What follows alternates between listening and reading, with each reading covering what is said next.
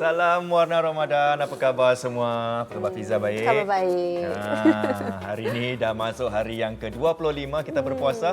Maknanya tinggal beberapa hari lagi sebelum Ramadan meninggalkan kita.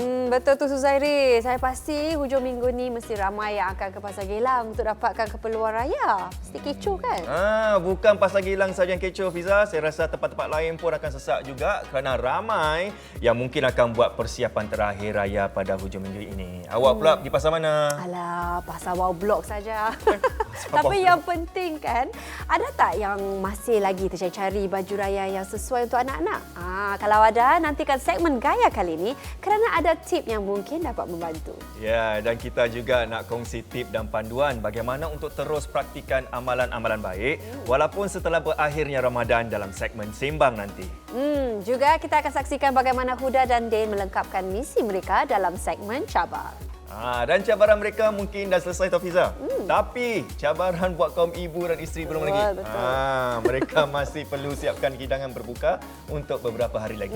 Tak perlu risau kerana dalam segmen Hidang, kami akan tampilkan seorang selebriti terkenal yang akan kongsi satu resepi alternatif yang boleh dihidangkan untuk berbuka nanti. Mari kita saksikan Hidang. Hari Raya tinggal kurang dari seminggu lagi. Anda dah siapkan menu-menu untuk para tetamu yang akan berkunjung ke rumah anda tak? Nova, awak pula bagaimana? Mestilah Fiza. Sebulan sebelum kita nak beraya, saya dah siapkan menu tau, nak masak lauk raya apa. Tapi kan Fiza, kalau dah masuk hari raya pertama, bolehlah kita makan lauk hari raya. Kedua, makan lauk raya lagi. Dan raya ketiga tu macam jelak kan asyik makan lauk raya je. Betul. Kalau gitu, apa hidangan lain yang boleh kita sajikan? Kalau siapa datang rumah Nova untuk raya, Nova selalu akan hot favourite lah. Oh ya? Akan hidangkan shepherd's pie.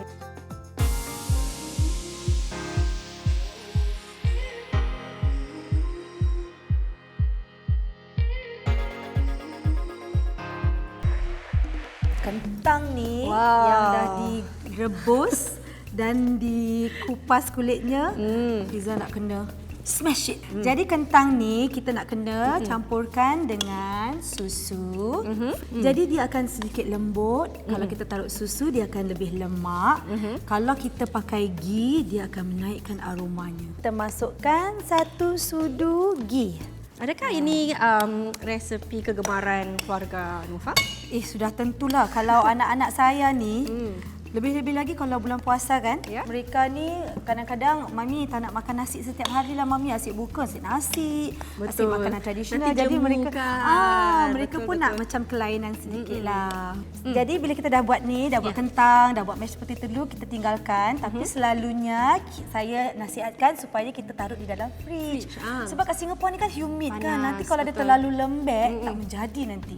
Sekarang Fiza nak kena tolong Nova. Selalunya Nova gunakan olive oil, tapi kali ni Nova nak gunakan ghee. Sebab nak naikkan aroma dia.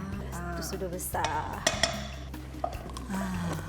Lepas tu kita masukkan bawang putih dahulu. Bawang putih dahulu. Kadang saya buat 5 ulas atau 7 ulas saja, tergantunglah. Okey. Dah nampak ada kuning sedikit. Baru kita masukkan sedikit daging. Demi sedikit ya. Lagi satu, kalau buat daging ni, kita tak boleh nak api terlalu besar. Pasal nanti kadang-kadang dia jadi liat. Dia susah untuk kita gigit kan? Ya. Fiza, okey. Dah macam agak kering ni. Kalau dia dah kering, kita dah boleh campurkan sayur-sayuran. Okey, boleh. Sedikit garam dan dia juga kalau sekarang ni tak ada anak-anak saya nak makan, jadi kita boleh masukkan black pepper. Okey. Dan ini kita ada chicken stock hari ini, jadi kita masukkan di tengah, bahagian tengah ni. Ya, jadi dia boleh hancur. Kita ada cheese cheddar. Jadi ini selalunya kita taruh di bahagian base tempat bekas kaca tadi. Okey. Bila Nova letak macam gini kan? Terapkan dah. Yes. Pandai kan? Bila saya taruh di atas, jadi saya nak dia tutupkan lapisan daging ini. This is mozzarella dengan ni cheddar dengan campur mozzarella sikit. Kita just tahu je tutup satu ini. Dah siap. Lepas ni kita masukkan dalam ketuhak. Kalau macam gini, kita masukkan 180 kepanasan. Cooking 15 minit je dah boleh. Okey.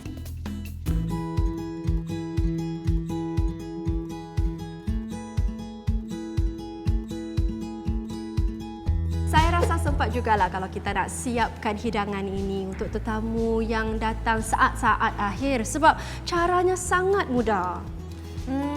Kalau setiap hari kan, hari raya pertama dah makan rendang, hari raya kedua makan lontong, kita hari raya ketiga tu kita cubalah masak shepherd pie ni pula. Saya setuju sekali. Dan pada mereka yang tak sabar nak cuba resepi ni, bolehlah buat untuk juada berbuka nanti. Selamat mencuba. Wow, Nurfazari buat. Kan, nampak sedap kan? Memang. Tapi apa tahu, saya tak hairan kalau hujung minggu ni ramai yang akan buat shepherd's pie tu. Betul. Tapi penonton, kalau buat lebih, jangan lupa kongsi rezeki dengan jiran tetangga. Setuju. Lagipun itu satu amalan mulia yang kita harus terapkan dalam diri kita sendiri. Sebenarnya ini juga berkaitan dengan apa yang kita nak kongsi dalam segmen Cabar dan Sembang selepas ni. Jadi pastikan anda terus bersama kami dalam Warna Ramadan.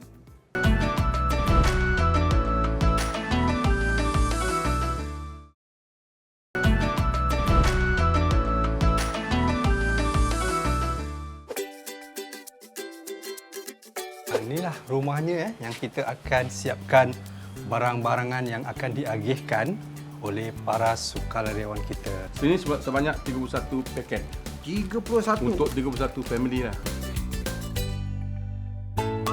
Hari ini, kami berdua akan bergabung tenaga bersama para anggota dan sukarelawan daripada Persatuan Sang Nila Utama untuk mengagihkan habuan yang telah kami sediakan. Okey, nampaknya semua sudah siap sedia. Okey, tunggu apa lagi? Mari kita mulakan misi. Yeah, we're ready. Alright. Kita dah load. Mari kita pergi rumah yang pertama. Okey, the first house kita pergi dekat Boon Lay ni. Lepas tu kita pergi Bukit Batok pula. Alright. Semua area west West side side lah. lah, west side. Oh, ni yang blok dia kat belakang ni. Cik Zubairi, Okey. tingkat berapa? Tingkat 9. 9 Tingkat 9. So, Come, let's go. Silakan.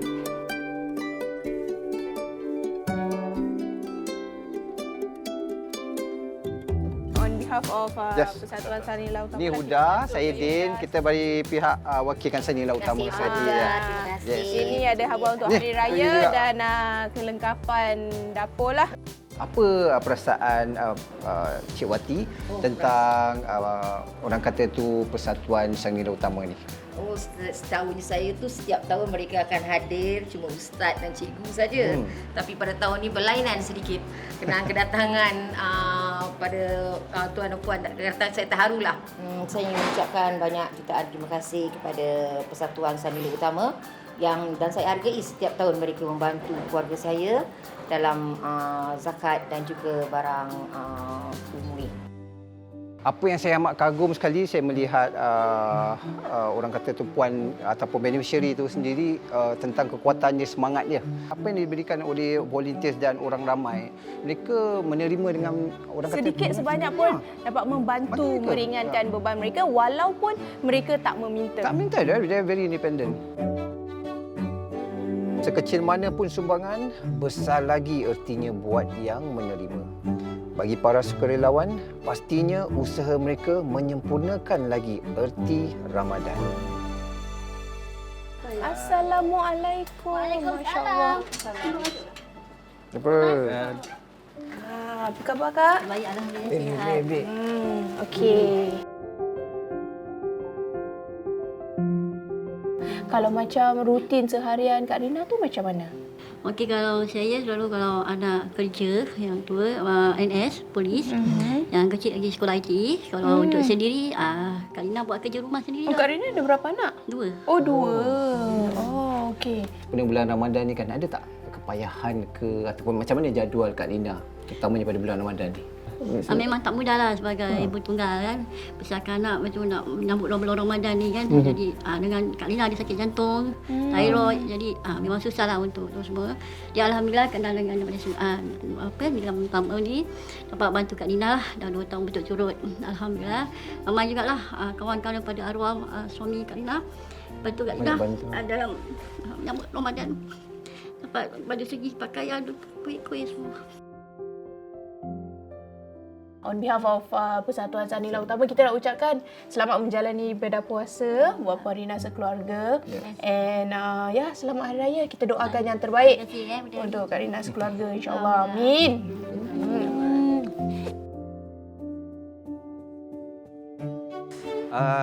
Jadi Huda dengan Din, macam mana perasaannya? Alhamdulillah, saya sebenarnya personally sangat gembira dapat turut menolong, membantu. It's actually quite inspiring lah. Saya sebagai wakil kepada Persatuan Sang Nila Utama mengucapkan ribuan terima kasih lah. Kita pun nak ucapkan terima kasih kerana sudi memanggil kita untuk turut serta bersama lah. Kalau tidak, kita pun tak tahu kan. Saya memang agak sensitif bila berjumpa dengan individu-individu seperti ini kerana ia sendiri akan mengingatkan saya kepada saya sebagai seorang ibu ataupun ibu saya sendiri dan kesukaran-kesukaran. Tengok, saya nak cakap ni saya nak nangis. Macam mana? Dia membuatkan kita bersyukur dengan apa yang kita ada. Kalau kita ingatkan kita ni susah ataupun kita sedang menjalani kesukaran, tapi sebenarnya ada ramai lagi kat luar sana yang lebih susah daripada kita. Individu-individu ini, diorang tak nak kita macam kesiankan mereka. Jadi apa yang kita boleh buat adalah untuk memberi sokongan. Sokongan? Sokongan. Mereka sebenarnya nakkan teman-teman, sokongan. Itu je.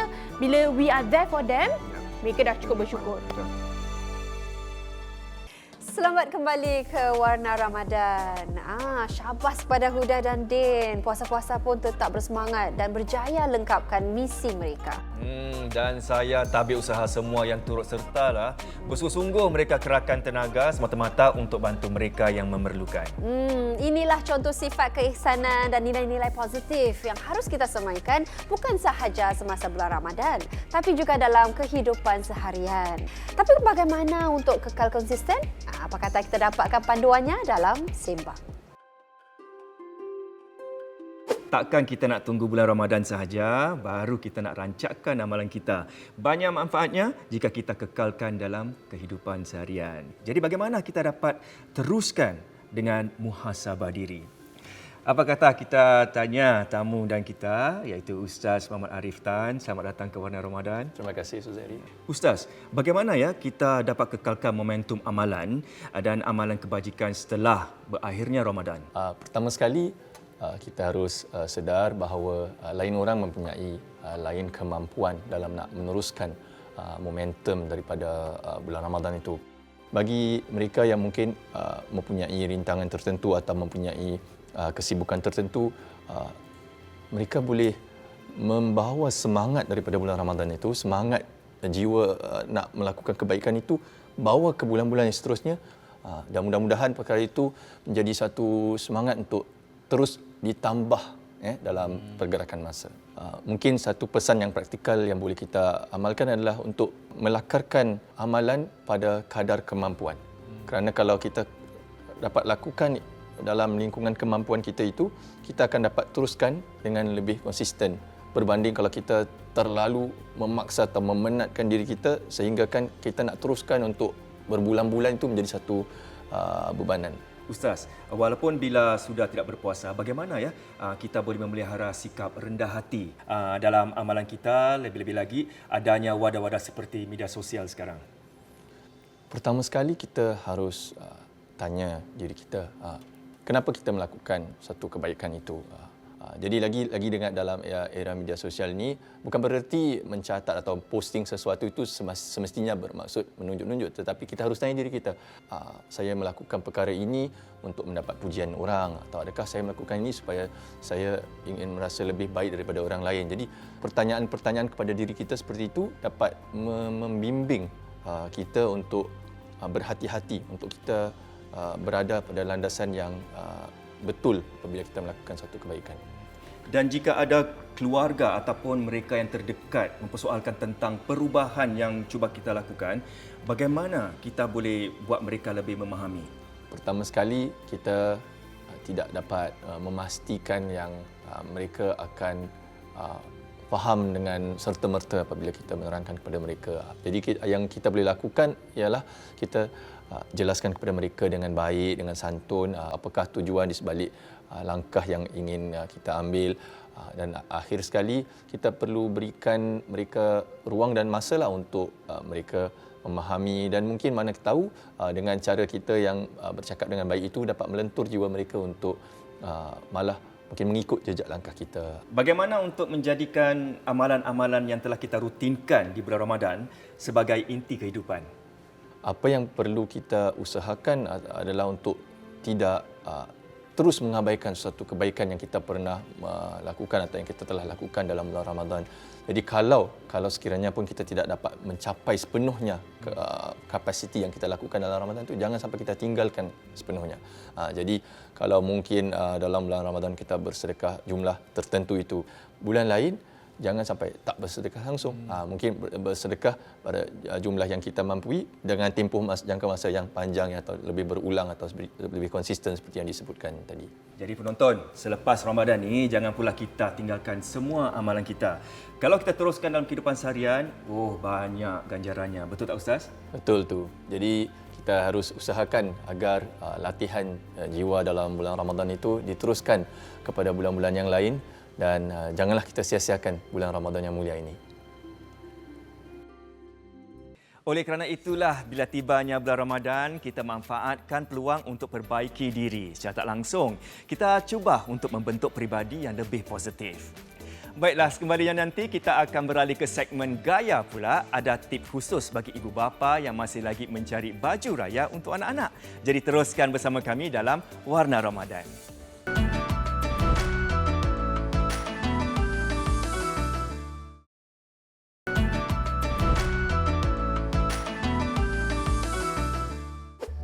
Anda masih lagi bersama kami dalam Warna Ramadan. Saya nak tanya ibu bapa di luar sana, baju raya anak-anak ni dah siap ke belum? Walaupun ini rutin tahunan, saya tahu ia tak semudah yang disangka. Bukan setakat nak cari yang sepadan dengan baju kita, tapi nak pastikan anak-anak selesa bila sehari suntuk keluar beraya. Betul tak? Jadi apa kata kita dapatkan tip yang mungkin dapat membantu. Mari kita saksikan dalam Gaya. Bila tibanya Hari Raya, kanak-kanaklah yang paling bersemangat, gembira dan juga sungguh kecoh. Untuk segmen Gaya kali ini, saya akan membawa anda menjenguk trend pakaian raya kanak-kanak yang bukan sahaja selesa tapi juga elok digayakan dengan fashion dewasa.